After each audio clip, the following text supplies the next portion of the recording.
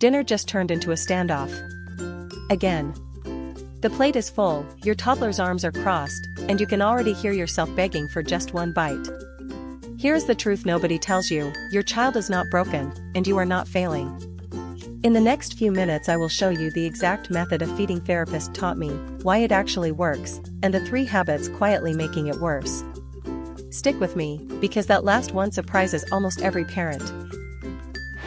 Part 1. Why your toddler refuses food in the first place. Around 18 months, almost every toddler develops something called neophobia. It is a built-in fear of new foods. For most of human history, it was a survival trait. It stopped little ones from wandering off and eating something poisonous. Today, that same wiring is why broccoli gets treated like a threat. So when your child pushes the plate away, that is not defiance, and it is not bad parenting. It is biology doing exactly what it was designed to do. Once you see it that way, the pressure to win every single meal starts to lift. Here is the number that changes everything. Research on feeding shows a child often needs 10 to 15 calm, no-pressure exposures to a new food before they will accept it.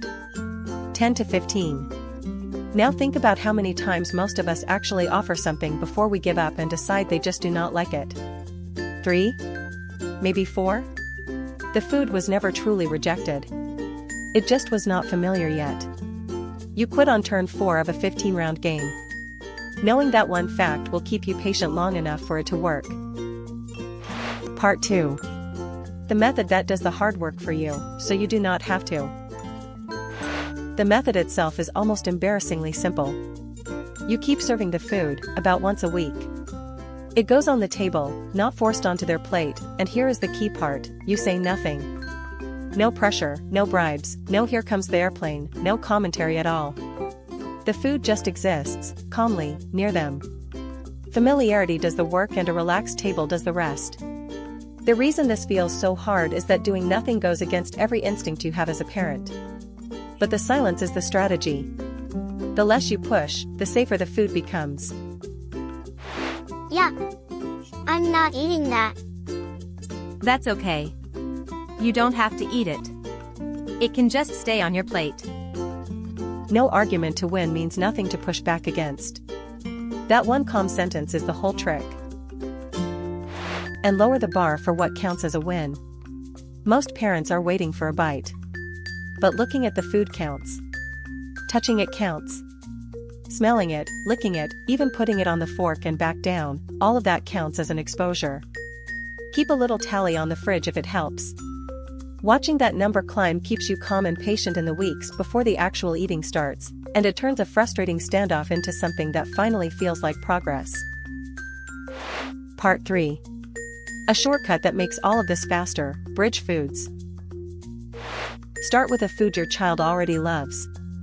Not the vegetable you wish they would eat, the chips, the nuggets, the plain pasta, whatever the safe favorite is. That food is not the enemy and it is not a failure. It is your starting point. We are going to build a tiny bridge from what they already trust towards something new, one small, safe step at a time. Now find what I call a cousin food. Something that shares a texture or a flavor with the food they already love. If they love crunchy chips, the cousin might be a rice cake, then later a cracker with a little hummus. If they love chicken nuggets, the cousin might be a homemade baked nugget, then a piece of real chicken. Each step is small enough that it still feels safe. You are not asking them to leap from chips to salad. You are asking for one tiny step sideways. And celebrate trying, not eating. A lick is a win. A bite that gets spat back out is still a win, because they tried it.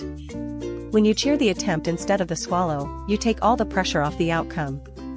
You are building trust with food, and trust always comes before appetite.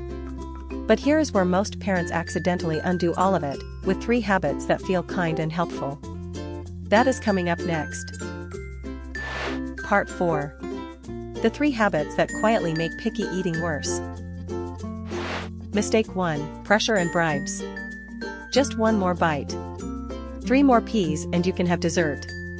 It feels harmless, but it makes the table stressful, and turning dessert into the prize teaches your child that vegetables are the punishment and sugar is the reward.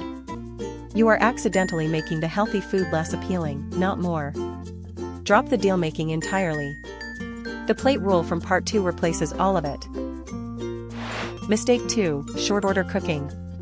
Making a separate, guaranteed safe meal every single night.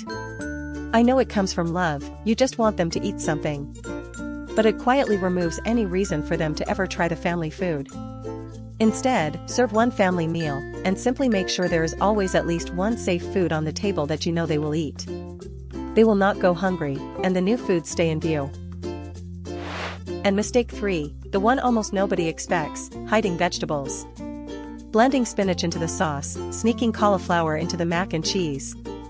It might get the nutrients in tonight, but your child still is not learning to eat or accept vegetables, and the day they find out, and they always find out, you lose a little of their trust at the table. Keep the food visible, keep the table calm, and let familiarity do the slow, steady work.